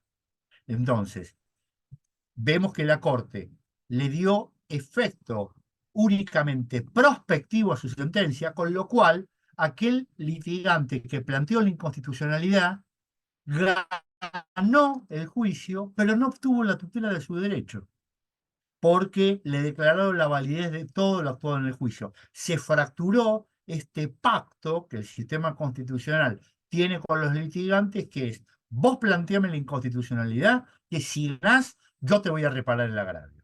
Bueno, este pacto que hay entre las leyes y los litigantes se rompe porque ganan el juicio, pero no obtuvieron la nulidad de lo actuado.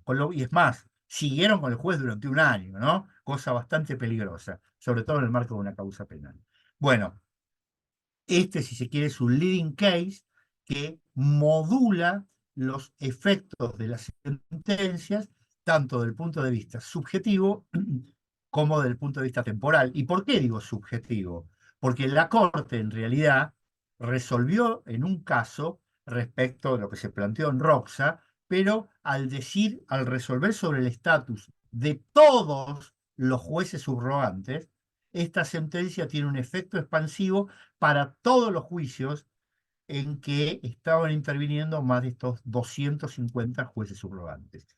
Esto que sucedió en Roxa volvió a ocurrir en la causa Uriarte. Otra vez era una cuestión también de jueces subrogantes, y otra vez la Corte volvió a declarar un nuevo régimen establecido por el legislador respecto de jueces subrogantes que no cumplían con los estándares de la Corte.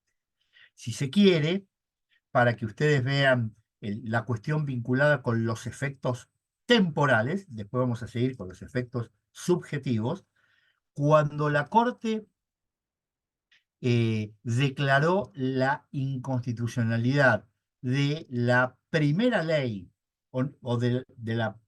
la primera ley que reformó al Consejo de la Magistratura, la 26080, el presidente Rizzo, cuando la Corte intervino por salto de distancia, la Corte declaró inconstitucional el sistema de elección de determinados consejeros. ¿Cuál hubiese sido el efecto normal de la sentencia que declara la inconstitucionalidad? Bueno, no, los consejeros, representantes de los abogados y de los jueces y de los académicos, no se pueden elegir por elección popular. Esto es lo que dijo la Corte. No se pueden elegir por elección popular. Con lo cual, la Corte dejaba desvertebrado el Consejo de la Magistratura, porque teóricamente la Corte no va a decir cómo se los debe elegir. Solamente dice la elección popular es inconstitucional. No dice después quién lo tienes que elegir. Con lo cual estaban todos los representantes de estos estamentos, jueces, abogados y académicos, que no podían ser electos. Esto llevaba a la paralización del Consejo de la Magistratura. ¿Qué hace la Corte? Entonces, dice, dejamos de lado esta integración del Consejo de la Magistratura y volvemos a la integración con 13 miembros que estaba previsto en la ley 26080. La Corte, varios años después, 2013-2021, en el caso Colegio de Abogados de la Ciudad de Buenos Aires, vuelve a declarar la inconstitucionalidad de la 26080, pero ahora en un pase de magia, la Corte no la considera inconstitucional por el modo de elección de estos estamentos, sino porque directamente considera que la composición con 13 miembros y según los representantes de cada estamento violaban el equilibrio que exige la Constitución en el 114. Y otra vez, esto llevaba a la paralización del Consejo, porque si esta composición es inconstitucional, el efecto connatural de la inconstitucionalidad es la nulidad del régimen normativo de que se trata, o la inaplicabilidad. La Corte, al declarar inconstitucional la ley del Consejo, ese Consejo no puede seguir funcionando. ¿Qué hace la Corte? Modula los efectos temporales y le dice al Congreso, abre lo que yo llamo en el programa un canal de diálogo con el Consejo. Le dice, con el Congreso, le dice al Congreso, dictame una ley, no sé si se tutean la Corte con el Consejo, pero yo imagino que se deben tutear. Dictame una ley que cumpla con los estándares constitucionales que yo acabo de definir en Colegio de Abogados de la Ciudad. No importa si va a tener 13 miembros, 9 miembros, 50 miembros, equilibrio. Y yo definí lo que es equilibrio. Bien.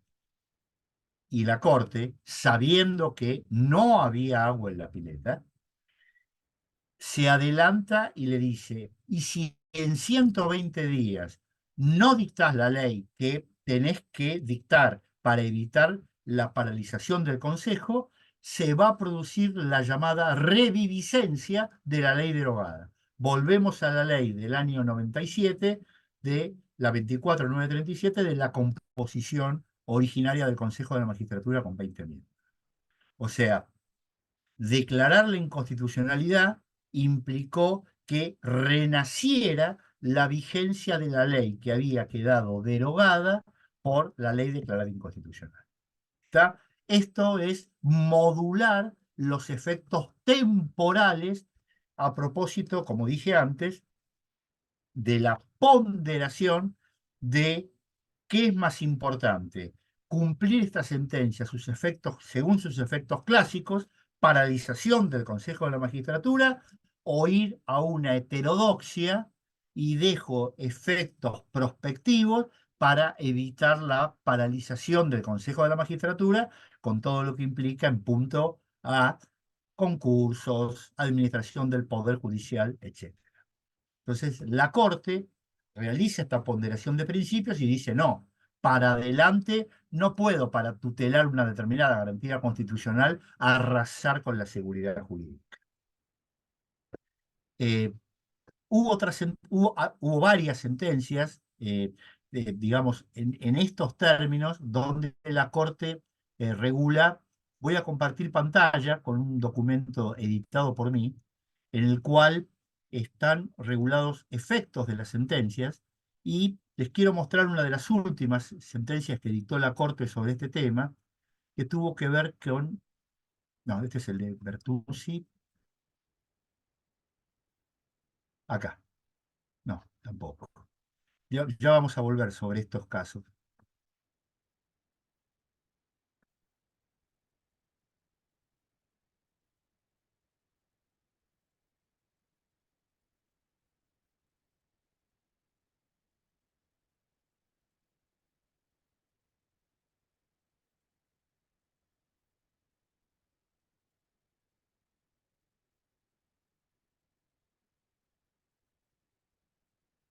Estoy buscando una sentencia que pensé que la tenía aquí y ahora veo que no la tengo. Lo cuento el caso, porque además es de muy sencilla comprensión. Igualmente me quedo aquí porque después vamos a ver lo del caso de Bruglia y Bertuzzi. Eh, en su momento, un pueblo originario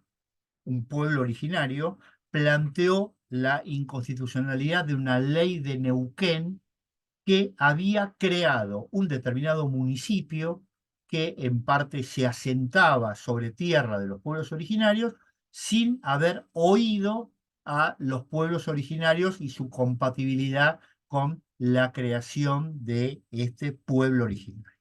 Bien, la cuestión es que la Corte, confirmando la sentencia del Superior Tribunal de Neuquén, declara la invalidez de la ley neuquina que había creado el municipio que ustedes imaginarán venía funcionando desde hacía 15 años.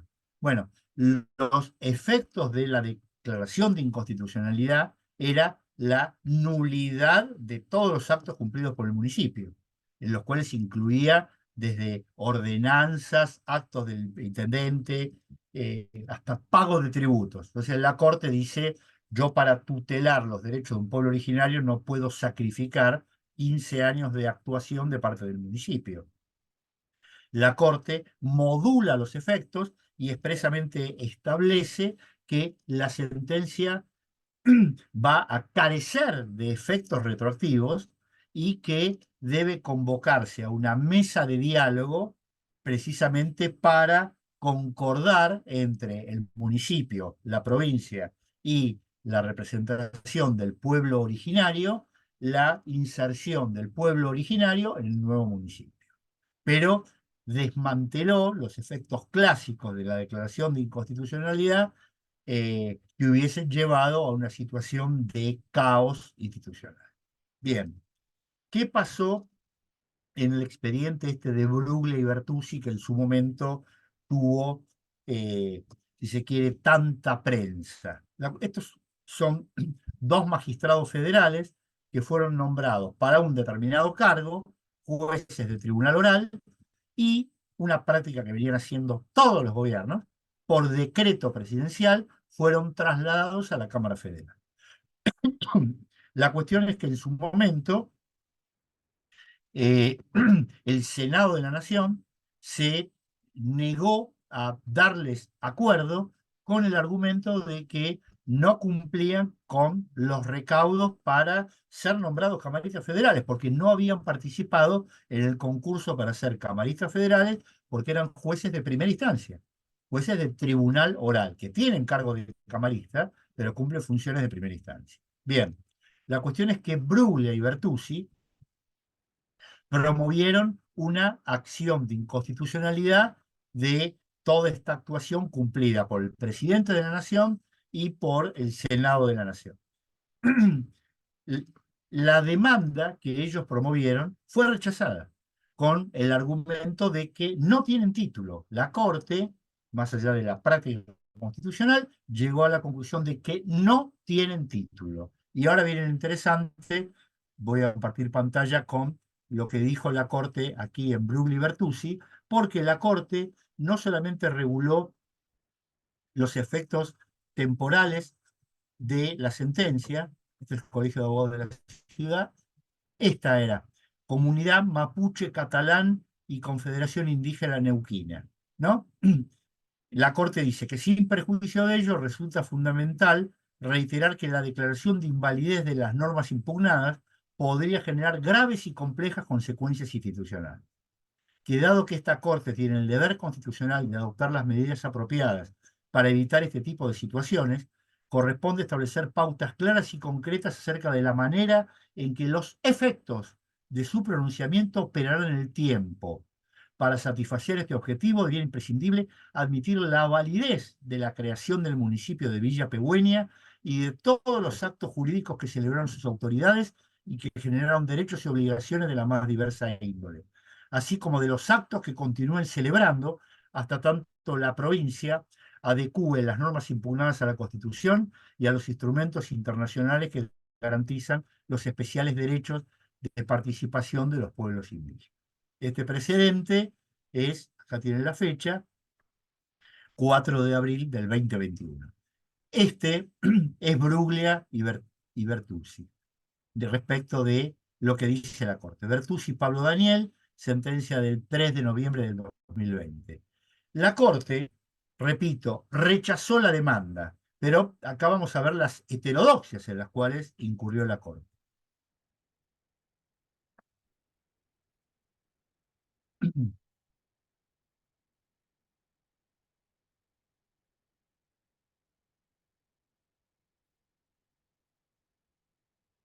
Casita Roxa.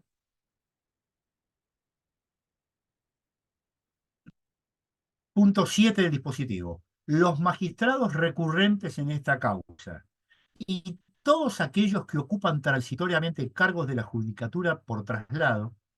O sea, vemos que la Corte rechaza la demanda de Bruglia y Bertuzzi y expande los efectos de su sentencia a quienes no fueron parte en el proceso y que tal vez menciono nada más a la doctora Servini de Cubría. La doctora Servini de Cubría, según este fallo de la Corte, no tiene título para ser juez federal porque ella era jueza de sentencia. Y el presidente Menem la trasladó por decreto a jueza federal, penal y electoral. Y la Corte dice, los magistrados recurrentes en esta causa y todos aquellos que ocupan transitoriamente, o sea, la Corte, valga el neologismo, les precarizó el título, continuarán ejerciéndolos y gozando de la garantía de inamovilidad hasta el momento en que sean designados por nombramiento los magistrados que ocupen de modo definitivo dichos cargos, luego de cumplido el procedimiento, el proceso constitucional de artículo 114, concurso, y 99, designación por el presidente con acuerdo del Senado. O sea, la Corte, a mi juicio inconstitucionalmente, expandió los efectos del fallo a jueces que no fueron oídos, bien que moduló los efectos temporales y de hecho hoy Bruglia, Bertuzzi y los otros 40 jueces federales o nacionales que estaban en esa situación transitoria, lo seguirán estando hasta que seguramente se jubilen o las viudas o los viudos gocen de la merecida pensión. Pero lo que quiero subrayar es cómo la Corte ha creado estos mecanismos que disocian inconstitucionalidad de nulidad. Se declara inconstitucional, por ejemplo, ley de subrogaciones del Consejo de la Magistratura o reglamento, pero no es nulo lo actuado, sigue siendo válido por el efecto temporal. La ley del Consejo de la Magistratura es inconstitucional, pero por 120 días la vamos a seguir aplicando. Esto desde el punto de vista temporal y también desde el punto de vista personal, aquí creo que con un importante perjuicio para todos aquellos que no han sido parte en el proceso. Cierro con esto. Tribunales constitucionales europeos, digo para que no crean que nuestra Corte ha hecho magia. No. Nuestra Corte, una vez más, y creo que está muy bien, y es una gran muestra de sabiduría, tomó decisiones que están regladas en el derecho constitucional comparado. El Tribunal Constitucional y el Tribunal Constitucional Austríaco, por ley, y el Tribunal Constitucional Español, por precedente del propio Tribunal Constitucional, han modulado los efectos temporales de sus sentencias. Inclusive hasta estos países lo han propuesto al Tribunal Europeo de Derechos Humanos e inclusive al Tribunal de la Comunidad Económica Europea. ¿Por qué? Porque hay leyes, sobre todo las tributarias, que si se declaran inconstitucionales, el efecto connatural en Europa, un modelo de control de constitucionalidad austríaco, es que la ley queda derogada. Si la ley queda derogada y es una ley tributaria, el Estado se queda desfinanciado con determinados recursos para afrontar determinado gasto. Entonces, ¿qué dice el Tribunal Constitucional alemán? Esta ley es inconstitucional porque no respeta determinado estándar por los motivos que sea. Ahora, la Corte Constitucional modula en clave institucional los efectos de sentencia y dice, claro, pero yo no puedo dejar de financiado porque este tributo fue sancionado para afrontar determinado gasto. Entonces, desequilibro el presupuesto. Entonces, lo que hace es, te doy 2 periodos de sesiones para que me dictes una ley constitucional. Si después de 2 periodos, 3, 4 o 5, no dictas la ley pierde vigencia. O sea, se declara inconstitucional, pero se pierde el efecto derogatorio que tiene en el sistema europeo las declaraciones de inconstitucionalidad. Esto la Corte lo trasladó a nuestro país y de este modo modula los efectos temporales y los efectos subjetivos de la sentencia. Más o menos, si se quiere, a grosso modo, este es el panorama de las llamadas sentencias heterodoxas de la Corte, pero tengamos en claro que lo habitual es que las sentencias sean de este tipo. 2 palabras, porque tampoco da para mucho más, respecto de los llamados litigios estructurales. ¿Querés decir algo, José Gerardo? Porque tenés No, levantada la mano. ¿Eh? no, se habrá hecho sin querer, estoy Bien, tomando nota. bien. Bueno, quería decir, si se quiere, 2 palabras, que va a ser un poquito más, respecto de los llamados litigios estructurales, litigio de reforma estructural. Son, si se quiere, una intervención novedosa a cargo de los tribunales, donde, lo digo sin eufemismos, los tribunales de justicia asumen una nueva atribución, que es el control de políticas públicas inconstitucionales o directamente de inexistencia de políticas públicas. El litigio constitucional clásico que conocemos nosotros tiene lugar cuando una parte, un contribuyente, un usuario del sistema bancario, un usuario de energía, un jubilado, plantea la inconstitucionalidad de una norma. Aquí no.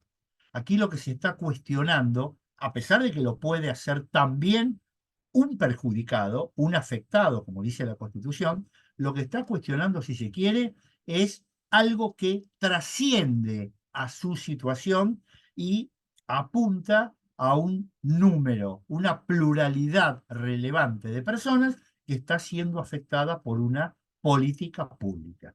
Dos ejemplos para empezar a salir de la abstracción e ir a precedentes concretos. El caso Mendoza Beatriz de la Corte en materia ambiental, contaminación de la cuenca Matauzá-Riachuelo. En materia penal, el precedente Sels-Verdisky sobre población de las cárceles en la provincia de Buenos Aires. Y hubo otros litigios, por ejemplo, Defensor del Pueblo contra, creo que era Ferrocarriles Argentinos, por usuarios del tren Mitre y del tren Sarmiento, o sea, la política pública en materia de transporte ferroviario. ¿Qué particularidad tiene estas demandas? Bueno, estas demandas tienen la particularidad de que lo inconstitucional no es una norma, como sucede en el proceso clásico que todos conocemos.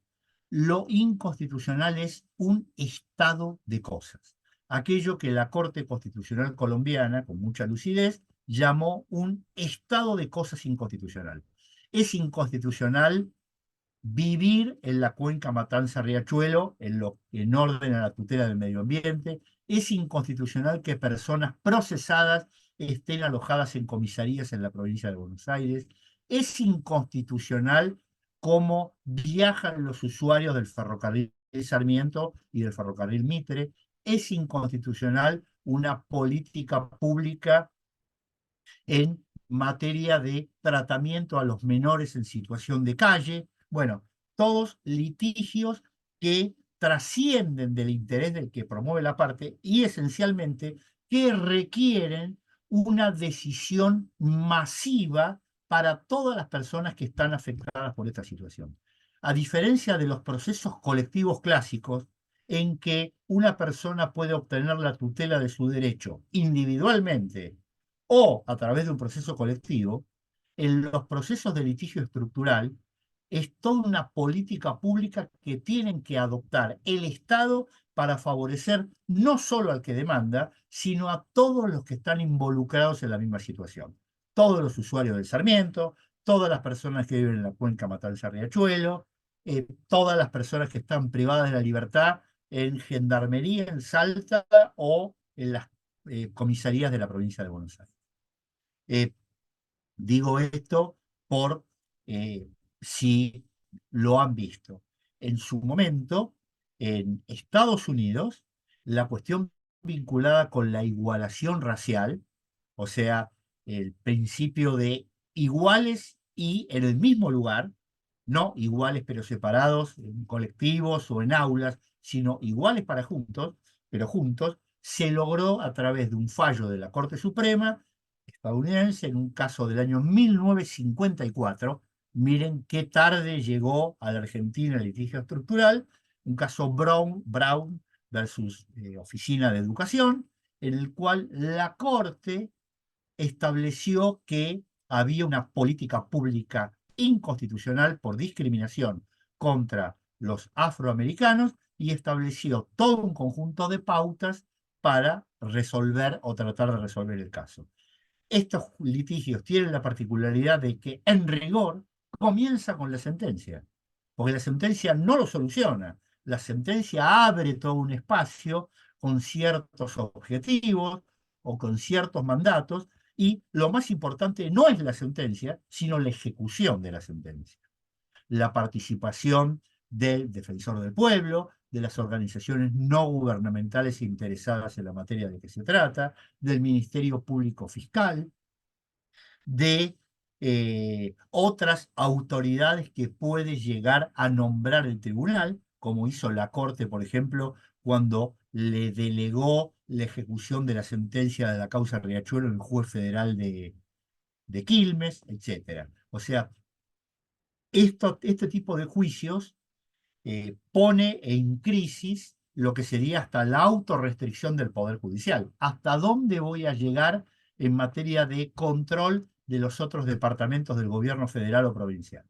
Inclusive hasta las políticas públicas o la condición contramayoritaria de la Corte del Poder Judicial tiene que decir, no, con este tema no me meto. La realidad es que hoy, inclusive la Corte, tiene en su estrado originario una causa que ha calificado como litigio estructural, que es el juicio que inició la provincia de La Pampa contra la provincia de Neuquén por el uso de las aguas del río Atuel, río interjurisdiccional. Porque La Pampa le cierra el grifo en verano y se produce la sequía de toda la población y los productores del oeste pampeano, y en invierno le abre los grifos y los inunda. Bueno, Perdón, profesor. la Corte ha dicho, este es un conflicto en red, un conflicto policéntrico que tiene que solucionarse globalmente. No hay soluciones individuales. O sea, hay una política pública, entre comillas, mendocina, que está afectando a La Pampa. Sí, no sé quién había intentado hablar. No, pero la Pampa contra Neuquén todavía sigue estando, porque hace como 20 años que fue resuelto. No, este es La Pampa contra Neuquén 2. El Ah, primero, bueno. la Corte dictó sentencia y después La Pampa volvió a iniciar un nuevo juicio, y para que ustedes vean que no es indiferente quienes integran la Corte, como ahora en la Corte hay un gran ambientalista como el doctor Lorenzetti, le da un encuadramiento, una calificación al litigio de una provincia contra otra, como si ustedes lo buscan van a ver que utiliza esta palabra. Es un litigio en red, es un litigio estructural, policéntrico. En cambio, la Corte, cuando resolvió el que dijo Mariano hace 30 años más, lo resolvió como un conflicto La Pampa contra la provincia de Neuquén. Ahora es La Pampa con sus habitantes, perdón, contra provincia de Mendoza. Ah, ¿Está? inclusive en la parte 1 acuden a la historia argentina y traen todo lo que es materia de sucesión de estados y cosas por el estilo. No sabía que había una segunda parte, qué Sí, increíble. una segunda que la Corte lo va a tener durante años, como tienen Mendoza Beatriz, este año cumple 20 años en el estrado de la Corte. Digo para que hagan, si se quiere, un primer balance si esto sirve o no sirve. Es del año 2004, Mendoza Beatriz. Y yo no me bañaría en el Riachuelo, ni viviría en Dock Sud, ahí en Villa Inflamable, como lo dicen. No creo que no está hecho un vergel. Bien.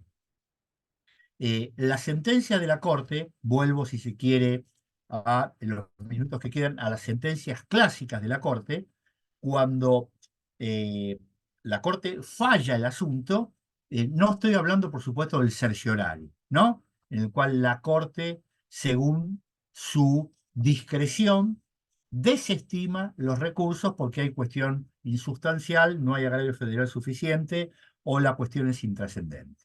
Esta cuestión no estamos hablando. Tengan en claro, lo dije la otra vez, que cuando la Corte desestima un recurso por cerciorari, no está confirmando la sentencia del Superior Tribunal de Justicia. No está opinando. Está diciendo, no selecciono este caso para mi agenda de sentencias fundadas. Jamás puede interpretarse una sentencia de la Corte que desestima remitiendo al 280 como una sentencia confirmatoria. La Corte no abre y confirma, sino que desestima. Ahora bien, cuando la Corte abre el recurso extraordinario, la Corte en principio tiene tres alternativas. Confirma la sentencia, deja firme lo decidido por el Superior Tribunal de la Causa, revoca la sentencia y en base a los elementos que fijó, le ordena a la Cámara dictar un nuevo fallo, que es lo que generalmente hace, y en otros casos en que la Corte quiere poner un punto final a la controversia, usando la atribución que le da el artículo 16 de la Ley 48, falla el fondo del asunto, donde la Corte directamente, por ejemplo, lo hizo en los casos del Consejo de la Magistratura, el caso que vimos recién de Brugge y Bertuzzi, el que vimos de Comunidad Mapuche. En todos esos casos, donde la Corte además está dictando sentencias heterodoxas, es la propia Corte la que dice, no, voy a hacer la declaración sobre el punto y me pronuncio sobre el fondo del asunto. Y ya doy una decisión definitiva. La Corte, por supuesto, aplica costas y aplica lo que dice el Código Procesal, el artículo 68 de costas al vencido. También lo hace cuando desestima por el certiorari, ¿eh? Ojo, que no sea la decisión fundada, no libera del principio arquitectónico en materia de costas, principio objetivo de la derrota. Y voy cerrando con esto. Quedan todavía 2 minutos. La Corte, contra las sentencias de la Corte, solamente está contemplado el recurso de aclaratoria. La Corte, imaginarán, pretorianamente creó también un recurso que lo ha denominado de reposición, de revocatoria, de nulidad, por lo cual la Corte tiene una lista de antecedentes no menor en la cual ha revocado sus sentencias y ha utilizado una doctrina, un estándar que después tomó el doctor Peirano cuando inventó el recurso in extremis, que se promueve contra sentencias de primera instancia o de Cámara, que es la existencia de un error esencial. La Corte toma la categoría de error del Código Civil, error esencial, y la Corte consideró que cuando se demuestra que ha incurrido en un error esencial, ha revocado sentencias. Y ha revocado sentencias no solamente que desestimaban recursos extraordinarios, sino que hicieron lugar a recursos extraordinarios y la dejó sin efecto y después desestimó el recurso por el 280. La Corte ha revocado sentencias de juicios originarios, donde rechazaba demanda impugnando tributos y después hizo lugar a la demanda que impugnaba ese tributo.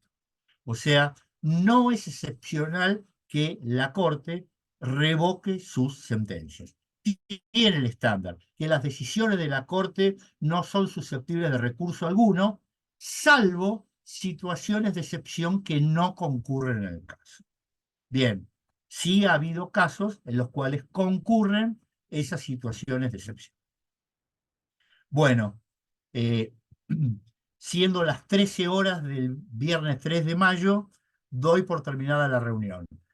Igualmente, más allá de que no he recibido consultas de su parte, si se quieren comunicar conmigo, tienen mi correo electrónico a disposición en el campus virtual, me escriben. Si yo considero que la consulta es útil para todo el auditorio que está participando de este curso, subo la respuesta al campus para que la vean todos. ¿De acuerdo? Bueno, la semana que viene, cuando tengamos el examen, es el momento de pensar. Desde ahora hasta el viernes a las 11, estudien. Es por supuesto que es a libro abierto desde ya, ¿no? Pero nos estamos conectando entonces el viernes que viene a las 11 horas. ¿De acuerdo? Y por las dudas, tómense esta media horita más, por las dudas se nos atrase el examen. ¿De acuerdo? Bien, gracias. Disfruten el fin de semana. Muchas Gracias. gracias a usted. Per- Hasta luego. Chao, Gracias. Cristian, muchas gracias. Gracias. Terminamos la reunión entonces.